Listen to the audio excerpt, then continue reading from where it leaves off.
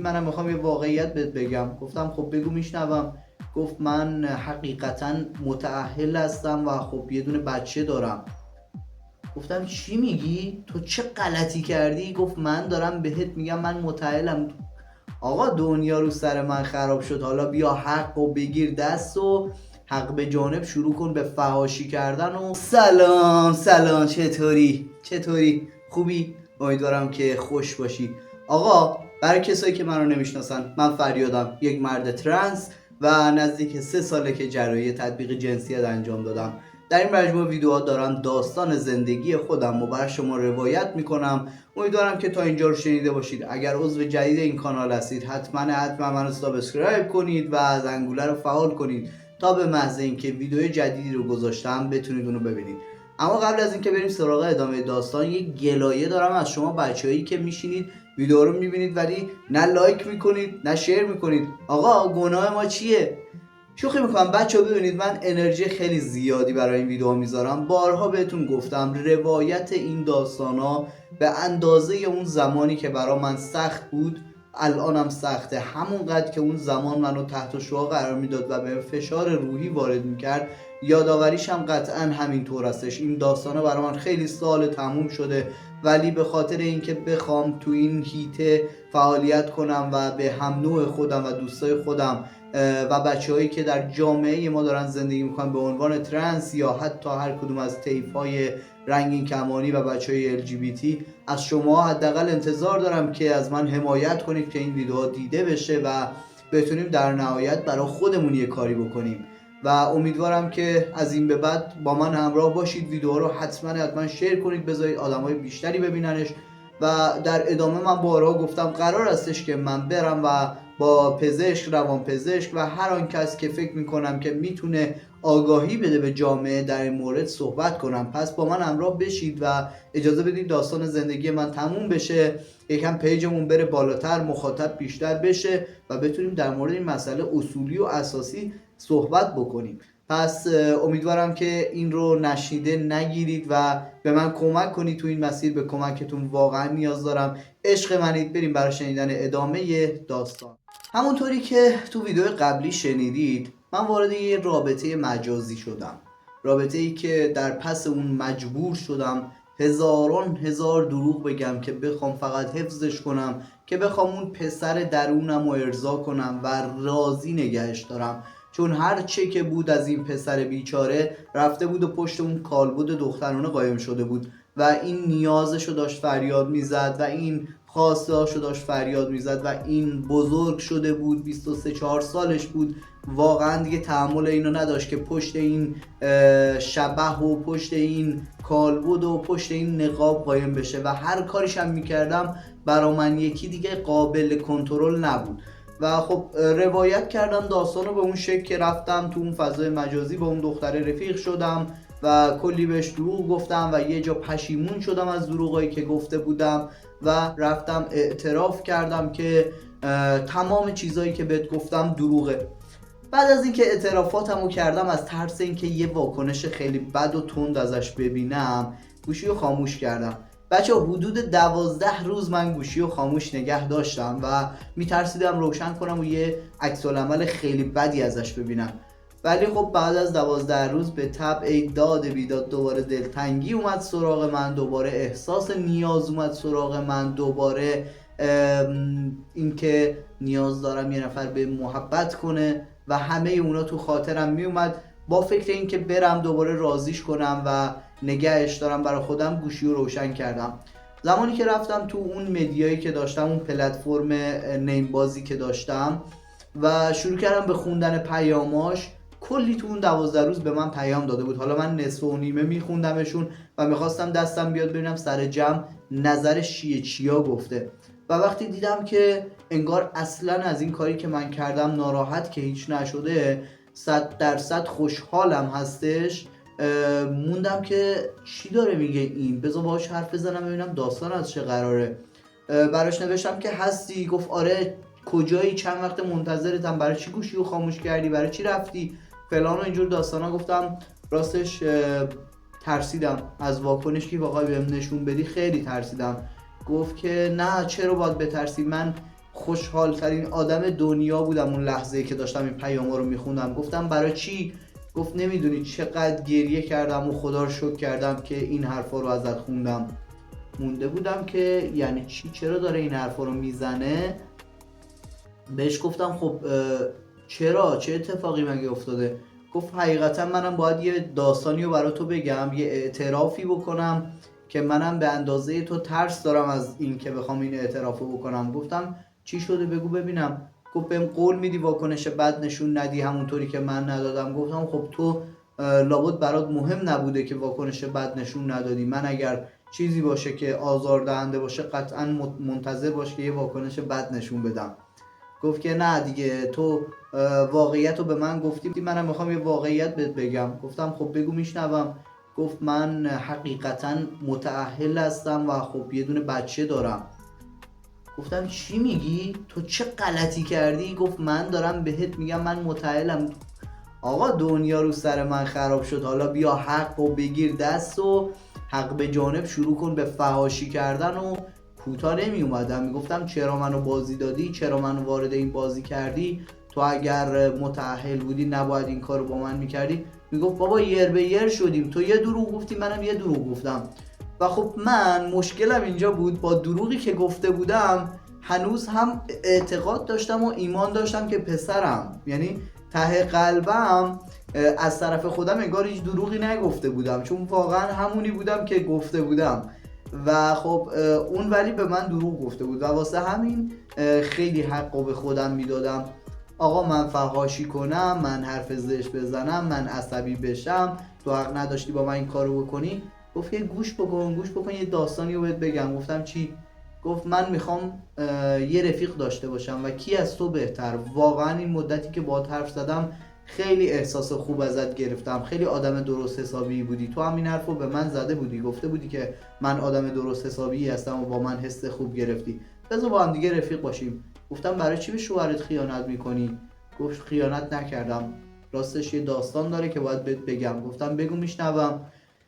گفت من شوهرم اجازه نداد که من دانشگاه برم، ما دخترمون پسرمو هستیم و خب من دانش آموز زرنگ کلاس نمره اول کلاس بودم و به واسطه اینکه پدر من تو 3 سالگی فوت کرده بود، مادر من به زور منو انداخت به این پسرعموه.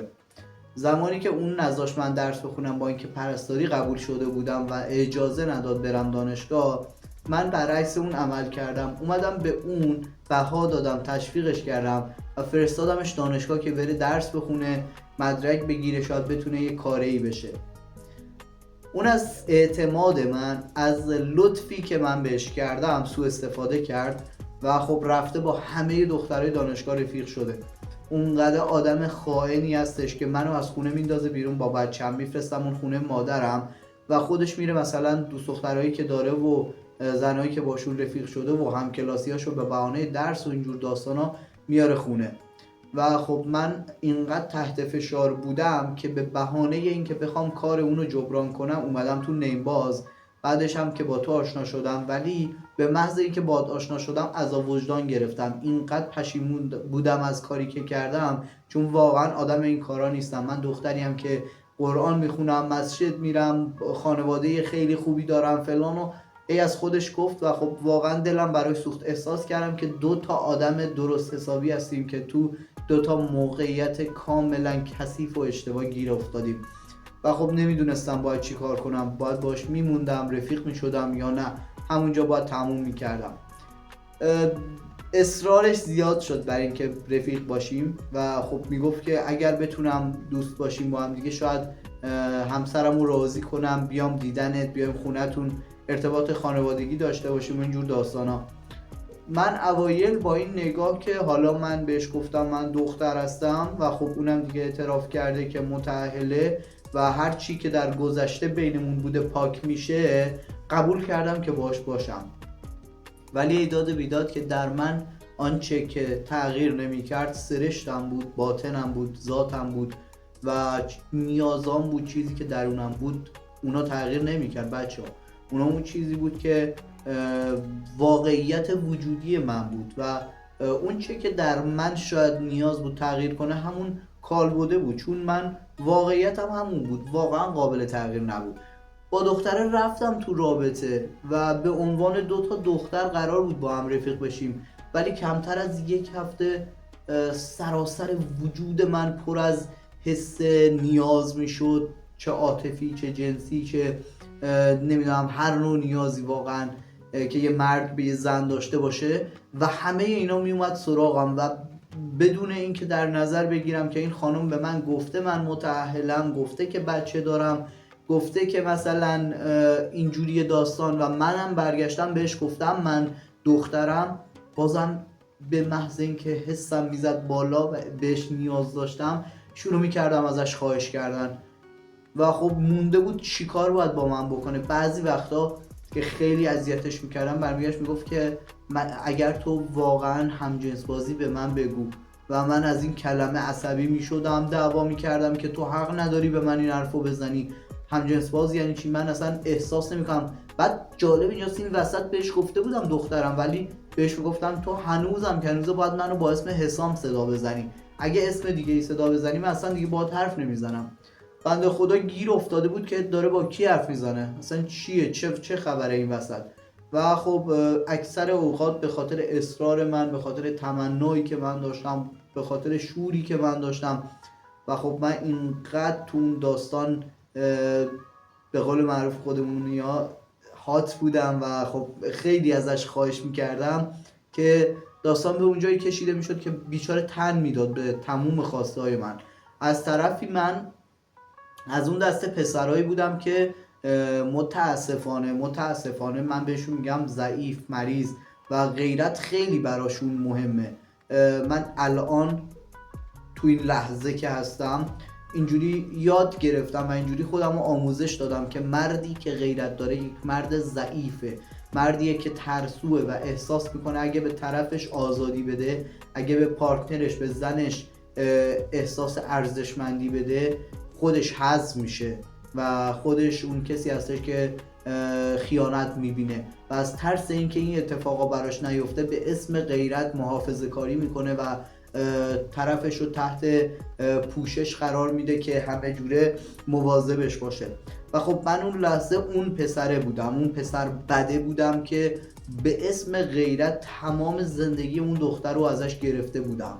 اونقدر مواظبش بودم، اونقدر سرش غر میزدم، اونقدر حق داری این کارو بکنی، حق نداری این کارو بکنی، این لباس رو نباید بپوشی، اونو باید بپوشی، اینجا نباید بری، اینجا باید بری.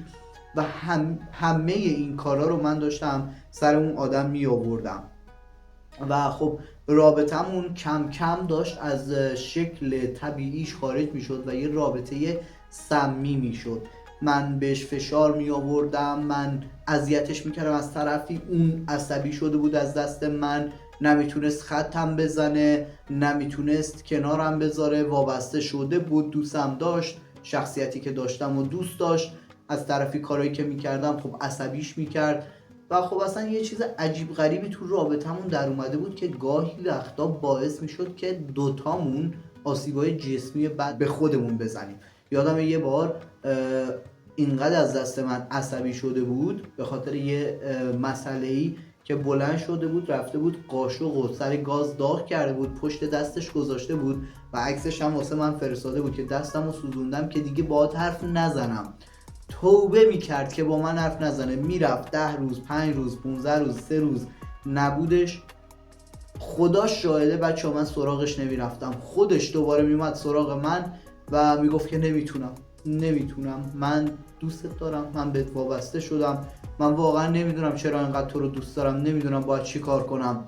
و دوباره برمیگشت. از طرفی اون بعضی وقتا چموش میشد، به حرفام گوش نمیکرد، منم که آدم سمی مریض اون غیرتی که گفتم و داشتم و اونقدر به حرفام گوش نمیداد که عصبی میشدم. مثلا یه بارم من برگشتم یه دونه قوری مال خواهرم اینا بود، با پهنای اون قوری زیرش اون قسمت گچیش کوبیدم تو سر خودم، حالا خون بیاد و یه حالت بیهوش طوری بهم دست داده بود و خونه خواهرم بودم. و از این کارا خیلی میکردیم، رابطه خیلی کثیف شده بود، واقعا اصلا به درد نمیخورد، ولی مونده بودیم توش، یعنی گیر کرده بودیم تو این رابطه. حالا شما همه اینا رو بذار کنار، وسط این هیری ویری و داستانایی که من داشتم و حال خرابی که من داشتم اون روزا، یه ماجرای دیگه وارد زندگی من شد که مسیر زندگی منو از اون چیزی که بود بدتر و گندتر کرد. دوست خوبم، جا داره از این فرصت استفاده کنم و از شما خواهش کنم که حتما ویدیوهای من رو لایک کنید، شیر کنید، برای دوستاتون بفرستید. اگر عضو جدید این کانال هستید حتما سابسکرایب کنید، زنگوله رو فعال کنید که به محض اینکه من ویدیویی رو آپلود کردم بتونید اون رو ببینید. همینطور هر جا احساس کردید که سوالی دارید، نظری دارید و پیشنهادی دارید، حتما میتونید تو کامنت ها از من بپرسید و اونجا من با شما در ارتباط هستم. بریم برای شنیدن ادامه داستان. وسط اون حال خرابی‌ها و روزای بد بود که یه روز خواهرم بهم زنگ زد، گفت که تو واقعا دیوونه نشدی تو اون خونه؟ چیکار میکنی از صبح تا شب؟ خودت هیچی، اون بچه بدبخت بیچاره رو یه ساعتی بیارش بیرون، یه لحظه بیارش بیرون، بچرخونش، بذار ببینه بیرون. و گفتم من حوصله ندارم واقعا. گفت حوصله ندارم یعنی چی؟ الان زنگ میزنم آژانس بیاد بیاردتون مغازه، یکی دو ساعتی پیش خودمون باشید. گفتم تو رو خدا. گفت تو رو خدا نداریم، زنگ میزنم آماده شو میان سراغت. آفرین بچه خوب. به هر حال آماده شدم و لباس پوشیدم، با اینکه از خودم حالم به هم میخورد هر بار میخواستم بیرون برم. بچه رو هم آماده کردم و زدیم بیرون. خواهرم به آژانس زنگ زده بود. راننده آژانس به محض اینکه من سوار ماشین شدم، بدون اینکه در نظر بگیره که من مسافرم اون راننده است و باید مسیرشو بره، همونجا برگشت نگام کرد، گفت که خوبی؟ گفتم مرسی. گفت چه بچه خوشگلی، بچه خودته؟ گفتم نه، بچه خواهرمه. گفت خدا حفظش کنه، خیلی قشنگه. گفتم ممنونم، لطف داری. گفت تو چیش میشی؟ گفتم به تو مربوطه. پسر بنده خدا هنگ کرده بود. گفتم که سوال نپرسید، لطفاً به مسیرتون ادامه بدید. و خب راه افتادیم. بین راه پسر مدام از من سوال میپرسید، حالا به هر بهانه، یا میگفت هوا اینجوریه، یا میگفت اهل کجایی، یا هر سوال دیگه. و خب منم هی سعی میکردم سرسری جوابشو بدم بگذره، تا اینکه یه لحظه برگشت تو آینه اینجوری داشت نگاه میکرد، گفت که چقدر دختر خوشگلی هستی. گفتم کوری؟ گفت چی؟ گفتم کوری؟ من کجام خوشگله؟ برای چی چرت و پرت میگی؟ اصلا تو قیافه من تو خوشگلی میبینی؟ گفت به نظر من خیلی خوشگلی. گفتم خب خیلی خوب، دست در نکنه، لطف کردی، مسیر رو برو، صحبت نکن، خیلی زیاد داری حرف میزنی. گفت چرا اینقدر بد اخلاقی؟ گفتم همینه که هست، من همینم. گفت که میشه ازت یه خواهش کنم؟ گفتم نه. گفت خواهش میکنم اجازه بده حرف بزنم. گفتم بفرما، چی میخوای بگی؟ گفت میتونم شماره تو داشته باشم؟ گفتم برو بابا، بینی خودم کم بدبختی و مکافات دارم، حالا اینم میخواد بیاد اضافه بشه. نه خواهش میکنم مسیر رو ادامه بده، لطفا صحبت هم نکن، منو برسون اونجا، زیاد حالم خوب نیست. گفت چیزی شده؟ گفتم بابا من باید به شما جواب پس بدم، شما راننده ای، اصلا شما مال کدوم آژانسی؟ من شکایت میکنم و خیلی داری اذیت میکنی. اینو که گفتم خدا رو شکر یه ذره ترسید و دهنشو بست و منو رسون مغازه. و خب اون روز گذشت، من دیگه به این مسئله اصلا فکر نکردم، برام چیز پیش پا افتاده ای بود. و خب گذشت تا اینکه چند روز بعد من میخواستم برم آرایشگاه موامو کوتاه کنم، حوالی ساعت 2 ظهر بود و خب کسی هم قطعا بیرون نبود. من از خونه که زدم بیرون، سمت آرایشگاه که داشتم میرفتم، یه چند تا خیابون اونورتر بود، نزدیک بود آرایشگاهی که میخواستم برم. متوجه شدم که یه نفر داره پشت سرم خیلی آروم با ماشین میاد. برگشتم نگاه کردم، دیدم همون آژانسیه است. منم خب ببینید آدم ترسویی نبودم، من خیلی حرف زدن با مردا برام راحت تر بود، همیشه هم گفتم با پسرها خیلی راحت حرف میزدم، برعکس زمانی که می‌خواستم با یه دختر حرف بزنم دچار چالش و استرس و اینجور چیزا میشدم. برگشتم نگاش کردم، گفتم کاری داری؟ گفت خوبی؟ گفتم ممنون. گفت میشناسی؟ گفتم مگه میشه نشناسمت، همون پسر وراجی هستی همش حرف میزنه. گفت که ببین یه چیزی، میتونم شماره‌تو داشته باشم؟ واقعا ازت خوشم اومده، چند روز همش میام اینجا وای میستم به امید اینکه از خونه بزنی بیرون ببینمت، الان که اومدی دیگه گفتم بیام حرف بزنم. گفتم حرف چی بزنی؟ گفت ببین به قرآن من نمیخوام مزاحم بشم، هم سن و سالم بالاه، هم قصد ازدواج دارم، هم واقعا خوشم ازت اومده. گفتم تو واقعا از من خوشت اومده؟ گفت آره. گفتم تو میدونی من خودم دچار 1000 تا مشکل و گرفتاری و بدبختی هستم. گفت مثلا چی؟ گفتم مسئلهش به تو ربطی نداره، خواهش میکنم دنبال من نیا، واقعا اتفاق خوبی برات نمیفته از دنبال من اومدن. گفت ولی من ازت خوشم اومده، من واقعا میخوام باهات ازدواج کنم. گفتم من اصلا نمیخوام ازدواج کنم، من خودم حالم خرابه، خواهش میکنم برو. اون روز جوابشو ندادم، من رفتم داخل آرایشگاه، موامو کوتاه کردم، اومدم بیرون دیدم که منتظر وایساده همچنان. به محض اینکه منو دید اومد جلو، گفت برای چی موهاتو کوتاه کردی؟ گفتم چی؟ گفت برای چی موهاتو؟ گفتم بابا تو دیگه خیلی پررویی ها، ببین من اصلا این فازا نیستم، من قاطی میکنم یه چیزی میگم اون وقت بد میشه. گفت مثلا چی میگی؟ گفتم مثلا نذار پای مادر خواهرتو بکشم وسط. بعد پسره همینجوری هنگ کرده، گفت چی؟ گفتم خودتو جمع کن برو، فقط برو دنبال من نیا، من خرابم، یه چیزی بهت میگم اون وقت بد میشه. گفت ولی من ازت خوشم اومده، من همینجوری دست از سرت بر نمیدارم. گفتم تو دست از سر من بر میداری؟ خودت هم مطمئنی بر میداری؟ منم مطمئنم بر میداری. خواهش میکنم که این مسیر رو ادامه نده، بذارم اینجا همه چیز تموم بشه. و اون روز من بی تفاوت به اون پسر، به اتفاقایی که قرار بعدش بیفته و اصلا 1/100 ثانیه فکرشو نمی کردم، با چند تا تشر و به قول خودم حرفایی که میتونستم از خودم دورش کنم اون روزو گذروندم. غافل از این که اون پسر قرار نبود از این داستان دست بکشه و قرار بود در ادامه تو زندگی من خیلی نقش داشته باشه و خیلی کارا انجام بده که تو ویدیو بعدی با هم دیگه میریم و میشنویمش.